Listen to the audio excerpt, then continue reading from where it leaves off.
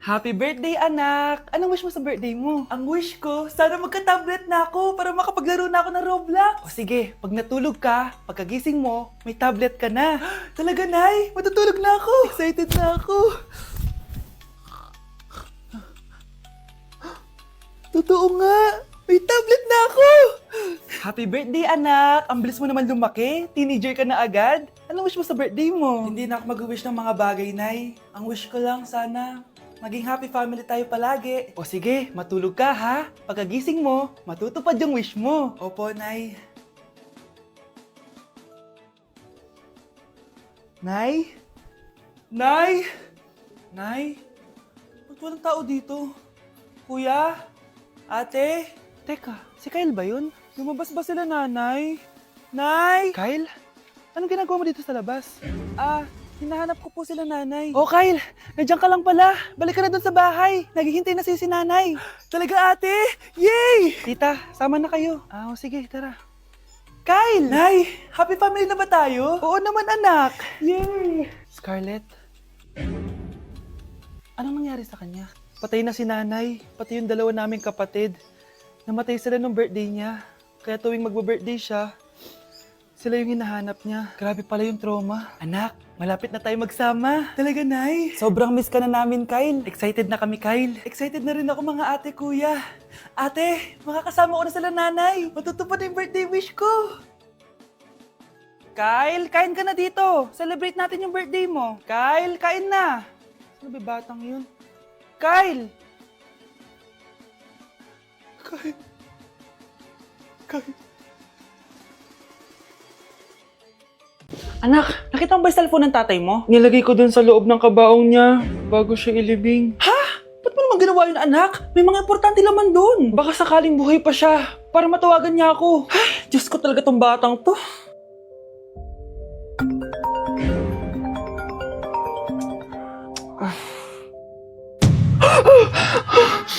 Matawag si tatay.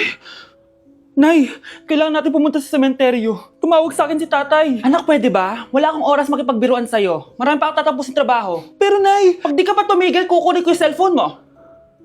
Tay, sumagot ka. Alam kong buhay ka. Sa lahat ng pwede kong makita, ikaw pa talaga. Jessica, tinatawagan ko lang tatay ko. Nababaliw ko na talaga, no? Patay na tatay mo, di ba? Baliw. Hindi, buhay siya.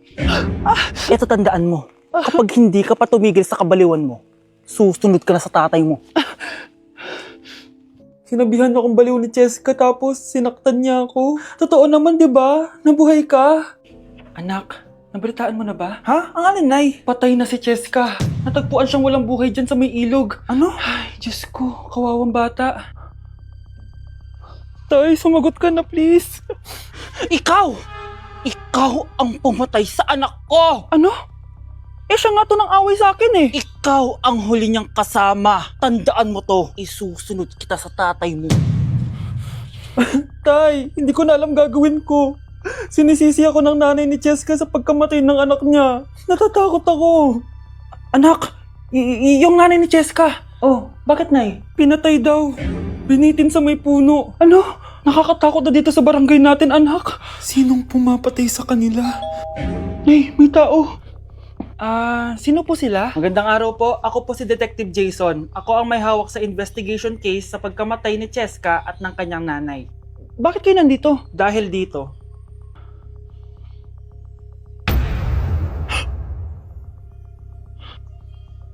Nay, ikaw pumatay sa kanila? oo anak, narinig ko lahat ng mga sumbong mo sa tatay mo. Cellphone ni tatay. Pinangako ko sa tatay mo bago siya mamatay na poprotektahan kita kahit makapatay man ako ng tao. Sumama ka sa akin, ma'am, para ma-interview ka namin. Tandaan mo to, anak. Kahit nasa kulungan ako, poprotektahan kita. Tumawag ka lang. Okay, class, magdi-discuss ako. Makinig kayo sa akin, ha? Oh, grabe, ang ganda ko talaga. Masaya na naman siya, oh. Manda ka sa akin. Ma'am, di ba po bawal mag-makeup kapag oras ng klase? Si Scarlett kasi nagbe-makeup po. Lu, pero pag ikaw pwede? Equals to. Ay, oo. Mamaya na yung makeup na yung Scarlett, ha? Makinig ka sa akin. Di na siya makakapag-retouch. Okay, class. Dalawa ang naka-perfect sa exam natin. Si Cheska. Expect ko naman na perfect ako eh. At si Scarlett. Perfect din ako. Talagang nilalabanan ako ng babaeng to. Patingin na tas paper mo.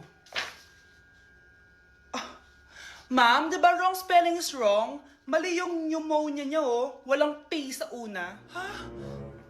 Ay, oo nga. Kulang ng P. Hindi ka na perfect, Scarlett, ha? Ayan, ako na ulit ang highest dito sa klase.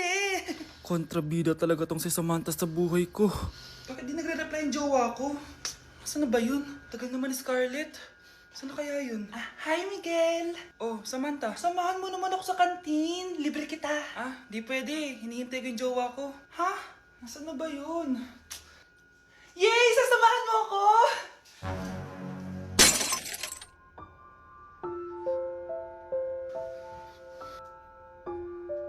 Ha? Wala naman ako sinabi! Scarlett? Mainis ka lang, dapat lang sa'yo. Lahat na lang kinukuha sa akin ni Samantha. Ibubunyag ko na yung sikreto ng pamilya niyo. Wow, Edward! Ang ganda naman ng bahay mo. Simula ngayon, Scarlett. Dito ka natitira, ha? Masanay ka na.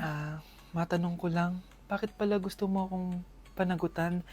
Eh, di ba iniwan mo na ako? Scarlett, hindi naman talaga kita iniwan. Alam mong, kinailangan ko lang sumama ng matagal sa ibang bansa. Kasama yung mga magulang ko. Ang importante, nandito na ako, Scarlett. Bubuo na tayo ng pamilya. Ang sarap naman pakinggan nun. Oh, Scarlett, bakit? Ang sakit ng tiyan ko! Ha? Teka lang, tatawag ako ng nurse, ha? Diyan ka lang. Edward. Buti na lang dumating ka, tita. Naku, Edward, salamat sa pera, ha? Makakasiguro kang kay Scarlett Lato mapupunta. Bakit nandito yung babaeng yan, ha? Paalisin niyo yan! Ha? Anong nangyayari? Scarlett? Anak, di mo ba kilala? Nanay mo ko. Hayaan mo, baka dala lang ng pagbubuntis niya. Tawag lang po ako ng nurse, ha? Scarlett, dyan ka lang, ha? Edward, wag mo akong iwan, please! Wag mo akong iwan dito sa babaeng to! Akala mo ba makakatakas ka sa akin? Binigyan ako ng malaking pera ni Edward, oh. Nakuha ko ng gusto ko. Ngayon, pwede ka na mawala. Nay, wag po, please. Scarlett, pigilan niyo babaeng yan! Brianna? Tita, anong ginagawa niyo kay Scarlett, ha? Wala. Ina-adjust ko lang yung unan niya. Napakasama mo, tita. Sariling anak mo, papatayin mo. May ipapakulong ako dito. Ano? Kulong? Edward, nakatakas siya. Scarlett, hayaan mo na siya. Hindi ka na niya pwedeng saktan, ha? Paano yung pera? Buti na nakatakas ako. At least may cheque naman ako. Nasaan na yun? Nasaan na yung cheque? Ito, oh. Naiwan niya. Thank you, Edward. Masaya ako para sa inyo, ate. Scarlett, Brianna, hanggat nandito ako, poprotektahan ko kayong dalawa. Nay! Impostor? Bakit nandito ka, ha? Walang iya ka? Bakit mo ako ginagaya, ha? Baka nakakalimutan mo. Nanay mo ang sumira ng mukha ko. Ha? Wow! Hoy, Sofia! Tandaan mo! Katulong ka dito, di ba? Huwag kang paupa-upo lang dyan. Ma'am. Kakatapos ko lang po maglinis. Nagpapahinga lang po ako. Talaga sumasagot ka pa sa amo mo, ha? Nay! Ang dumi pa dito, oh! Hindi na ginagawa ng maayos yung trabaho niya. Walang iya ka? Madumi pa pala dito? At nakuha mo pang magpahinga dyan? Paano nangyari yun? Ma'am, nilinis ko na po yan. Maniwala po kayo. Oh, eto. Yung mukha ko! Ang sakit! Ayan, pati mukha mo, dudumi na. Umalis ka na dito! Tatanggalin na natin, ha? Buti na lang talaga, mabilis kang gumaling. O, ayan, kuhang-kuha yung mukha ng pinapagaya mo. Dok, kamukha ko nga siya. Pinag-ipunan ko talaga to. Nagtataka lang ako. Yung ibang tao, mga artista yung pinapagaya ang mukha. Eh, yung sa'yo parang normal na tao lang yung pinagaya mo. Dok, may kailangan lang akong gawin. Kung ano man yan, mag-ingat ka, ha? Ano? Ikaw si Sofia? Napakawalang ya mo din, eh, no? Niloko mo pa kami! Mas walang ya kayo, mga hayop! Nay, baka gusto niyo ulit mabuhusan ng asido sa mukha? Asido? Gusto mo ng round 2? O eto, round 2! Sige, ibuhos mo! Naka-live ako, oh. Ipakita nyo kung sino talaga kayo! Ano? Alisin mo yan? Ano? Takot na kayo, no? Tignan ko na lang kung hindi kayo masisira sa mga tao. Hindi kami pwede masira.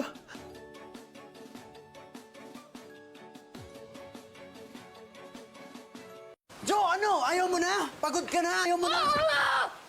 Pagod na pagod na pagod na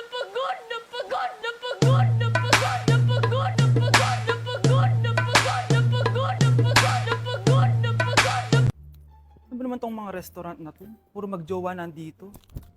Jowa-jowa pa kayo, maghihiwalay din kayo. Akala nyo forever kayo, maghihiwalay din kayo. Peter naman neto. Bahala nga kayo dyan. Ma'am, menu po.